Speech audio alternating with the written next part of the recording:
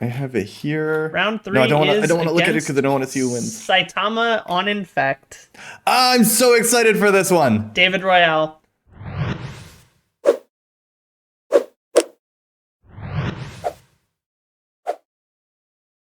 What's up, guys? Welcome to round number 3 of the best Pauper deck ever tournament. Today, we are bringing you Turbo Initiative versus OG Infect. Carl, what do you think? What do you think this match is going to be like? Who do you think has an edge in this match?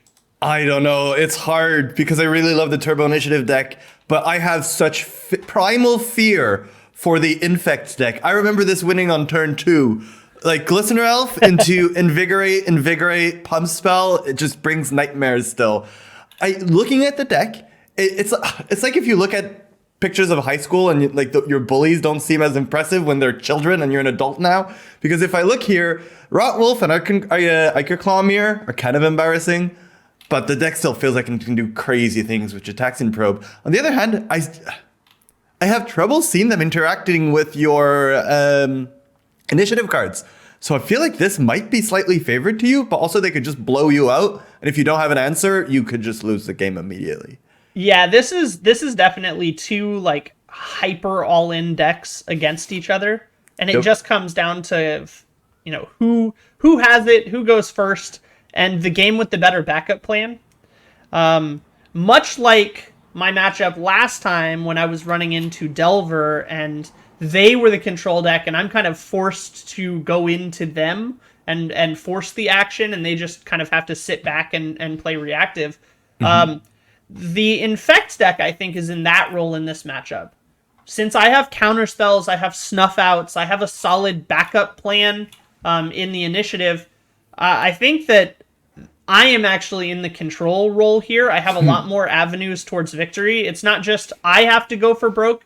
I could also just play the kill their dude, stop them from killing me plan, and, whiff a whole lot of their hand that way. There's a whole lot of different ways for me to navigate this game instead of just a all-in hope for the best situation like last round. So if you haven't checked out last round against Demur Delver, make sure you click the link up here and go watch that, and then come back and check this one out. All right, yeah, I feel like in a matchup where it's two decks that are trying to go explosive in one turn with a creature, the deck with the most removal spells is favored, which in this case is yours. And counter spells. So I have all kinds of interaction in this matchup, and he doesn't really, so... he does have Apostle's Blessing, which could be really good. We'll see how this plays out. Yep, for sure. So we do win the die roll, which is nice. We're on the play again, which is ideal. Okay. This is an okay hand. It's slower than you'd want, initiative. Right? Yeah, and we're just going to end up, I think, throwing it back. Really trying to make sure that we're slamming turn 1 initiative, especially on the play. Really trying to force the action. Unfortunately, yeah, it ends up that we are going to be on a turn 2 initiative with or without our consent here. Opponent does mull to 6 as well, so at least it's an even playing field. Yeah, it's two decks that really need to mulligan, but don't benefit very well from mulliganing because you need a combination of like 4 cards. Yeah. Yeah, it's a little bit sketchy to mulligan. You're on the play, correct? I am on the play, so we just All right, that's not that bad. No, we're slamming turn 2 Aarakocra for sure. Yeah, and this Infect deck needs a Glycer Elf on turn 1 to race you. So yes, as long as Saitama doesn't have the Glycer Elf, I think this might be fine. And do we have it? Maybe. We don't know yet. The suspense is killing me. Nope, he does not. Nope, we're fine. And we top deck a Simian Spirit Guide, which means that we can turn to this Aarakocra Sneak regardless of the Cabal Ritual. So it does let us hold Cabal Ritual, which is helpful. Just because we can re-up with another 4 or 5 drop next turn if we hit one. Absolutely. So that's always helpful. The opponent doesn't really have anything they can do about this, so we're just dropping an Aarakocra Sneak here. Yeah, if I look at their deck, they have 0 interaction. Yep. So this should be a really safe one. Even post sideboard, like outside of maybe Moments Piece, which only very situationally feels okay. Moments Piece feels pretty good against a Shadowstorm deck, but against you, the more I look at this, the more it seems favored for you. Let's see. Yeah. So we passed through. My logic there is just that I can play the long game and he can't, so I would rather hold the loose focus up. Oh, to get rid of a creature. Yeah, because if he misses a creature drop, then we're like way big. But now that I have a cast down, even if he does play a creature, I have a response, so I'm okay to tap out for this Aarakocra. Before, my only interaction was a loose focus, so I wanted to make sure we had the ability to do that. And now we do. We have a land and a spirit guide, so we have the loose focus. And he didn't play the Acre Claw Mirror before, meaning he probably has a way to protect it, so this cast down is not as good. It. Yeah. So we end up just loose focusing here off the Simian Spirit Guide, which is kind of sneaky. And then we still have the cast down, so now we're in a really, really good position. Because the opponent only has, his deck only runs 4 Glistener Elves, everything else is a 2 or 3 drop. So we have a lot of kind of wiggle room here. Oh, you can even just hard cast a Muldrifter here. Yeah, so that always feels so good. It does, it really does. And that's exactly what we're going to do. Once again, we just kind of rely on this cast down as a backup plan. We just run out that Muldrifter. And Muldrifter has this extra second ability, which is blocking sometimes. Yes. In this case, will be relevant depending what he plays. Like Blight and Mamba has no evasion. Acre Claw, it doesn't have trample. Nope. Yeah, unless he has a Rancor, he doesn't have trample in the deck. So we are on blocker duty a lot of the time. Oh wow! Hit another Aarakocra perfect sneak. Draw. Great draw. Well, any of the 4 was drops. there any consideration to keeping it up in case he has, I don't know, Rancor into Invigorate? I guess not, right? There's no consideration to keeping up the cast down. You just play the other sneak, right? Well, so the idea is that the cast down will only work if he doesn't lead on like an Apostle's Blessing or something. So there's a couple of different options, right? If I leave Muldrifter to block and he goes for the Apostle's Blessing to make it unblockable, then cast down is live. And if I just invest in the Aarakocra sneak and he has Apostle's Blessing for pro blue, then I'm in a pretty bad situation. Yep. We end up just pulling the trigger on the cast down now.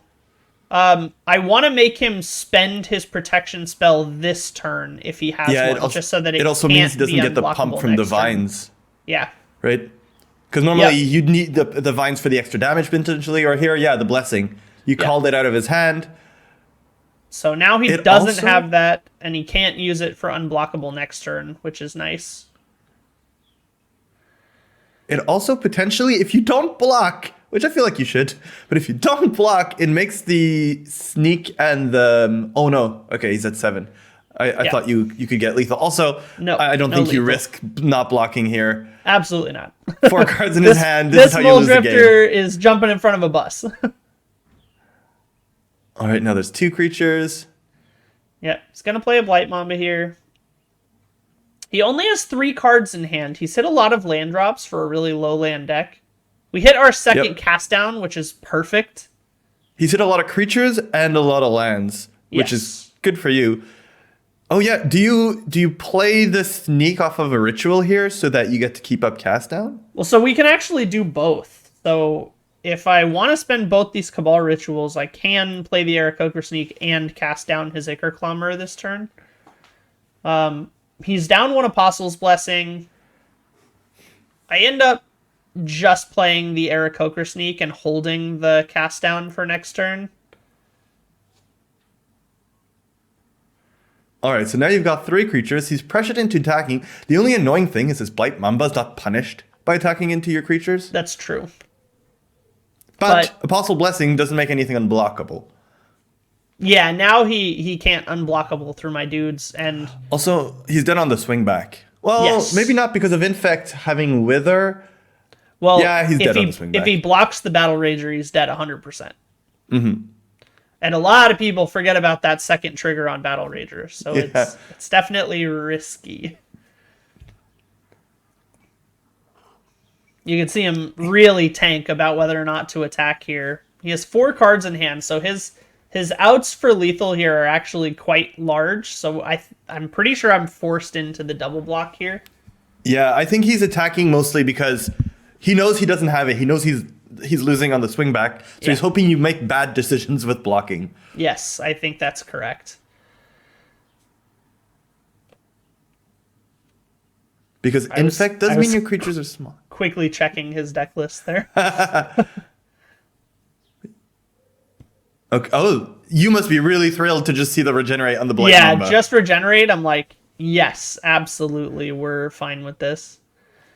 Especially because we have a Forge trigger next turn, so we represent lethal damage, and we have the Battle Rager. So there's just no way that we don't have lethal this turn. Yep. You have cast down here. Yep. Yeah, we have all the cards that we need. This game is all but over. We're just gonna forge it up. Once again, the initiative deck just showing how powerful it is. Creatures in Pauper are not very good, and your creatures are huge now. Yeah, they 5, do 8, so much. and 3, 7, pretty big. Flyers. There you go. That should be over. Yep. He didn't actually realize he was dead until that trigger happened. Yeah, Everybody forgets about that text. He thought maybe he could swing back. We don't know what's in his hand. I assume so far he's just been playing out creatures all the time.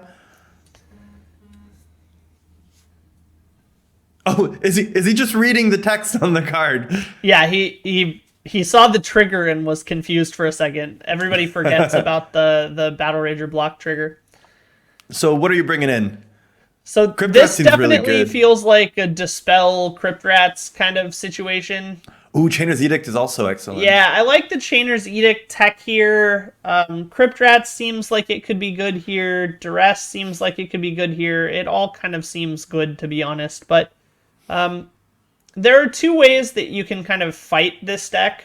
There is the method that I usually employ against things like Hot Dogs or Kiln Fiend strategies, where if you focus on just killing all of their creatures, more than half of their deck is dead cards. Yep. And then there is the other version, which is if you just rip all the pump spells out of their hand or counter all the pump spells that they play, then their creatures are just 1/1 dorks. But at least they still have a game plan. I feel like Yes. getting rid of the creatures, they don't have a lot of card selection. They have 0 card selection, actually. And the Correct. only redraw is Gitaxian Probe. So you can easily... But they do play a lot of creatures. I see Yes. here 8, 12, 14 creatures. Yeah, they've got a lot of options, but since they don't have very much card selection, they don't have very much refill, generally speaking, I like the kill all their dudes plan. This hand is... it's tough. It's so close. Yeah, Are you it's so keeping this? close. We are keeping this. Oh, wow. Okay. Like, you have 2 paths. You have the control route, or you have the... Worth noting, opponent did go to 5. Okay. Oh, yeah, wow. Only 3 cards left in hand. But if it's Invigorate, Rancor, you're kaput. Yes. So this is a turning point. Yeah, I guess you have to crack those Lotus Petals. You have to go We are going to respect the possible turn 2 kill here and just go for the very safe cast down. It feels bad. Although we don't have a backup plan next turn, we do have a loose focus. So if he doesn't have a creature here on 2, we even get to counter like his next creature. Which he does not. He does not. Not even punished. Yeah, which was actually great. It just kind of, the run out really works for us. Him going down to 3 cards or 5 cards off the mulligan is actually really bad for him. Yeah. But now this is kind of our game to win, right? We've got the time. We killed his 1-drop. You have a Snuff Out that you'll be able to play eventually, hopefully. Yep. You have a Duress. Now you get to play the Sneak. You go get a Swamp. Yep. Snuff Out's this is live. perfect. We can Duress off the Swamp too. Yeah, this actually turned out excellent. Yeah, this worked out really well. That early cast down kind of gut play really paid off there. Sometimes you just have to... Oh, and we don't know what he drew, but he potentially had it. Yeah, he very realistically could have killed me on that turn 2 swing, it looked like. Wow. Or very close snuff out. anyway. Now he sees that you have the snuff out, also the loose focus, so if he doesn't play a creature here... Yeah, he's in a real bad place now. The Forge, now you're putting on a real clock. Yep. This Turbo Initiative deck is insane. It feels so good until you go up against a go-wide deck or a Delver deck that forces you to be the aggressor instead of the combo deck. Like, this deck plays really strangely because you keep hands like you're a combo deck, but you win the game like a control deck. Yeah, or like a mid-range deck. Yes. So you keep hands like a combo deck where you just go for broke, but then your actual win condition plays a lot more like a control win condition where you're just trying to control the board and eke out value until they're dead very quickly before they can stabilize. Yeah, it's very similar to Rakdos Stam used to be in Modern. It's, as we've seen with both of these decks being banned, it's usually a pretty good strategy. A combo deck that can have a kind of mid-range play pattern afterwards, after they go all out, is usually pretty good. Here we see you with 2 sneaks. Well, once again, your strategy, you said it works. You got rid of the creature he had, and now he's got a bunch of dead cards in hand. Yep, and that is exactly the, I mean, we played the game just like we drew it up. Yeah, and there's no way for you to lose here. You've got 2 counter spells and a snuff out. GG's, we take the match. Wow, that was so fast. Yep. Yeah, poor clean Infect 2-0 against Infect. And it's that he kept a hand that would have probably won him on turn 2, and you still... We had to double Lotus Petal into a cast down on turn 1 to stop the turn 2 lethal, but we did get there in the end. Excellent. Wow. Very strong, so now you're 2-1. Very strong deck. Yep, we advanced to 2-1 here. So there's 2 more rounds, and to make the top 8, you just need 1 victory out of it.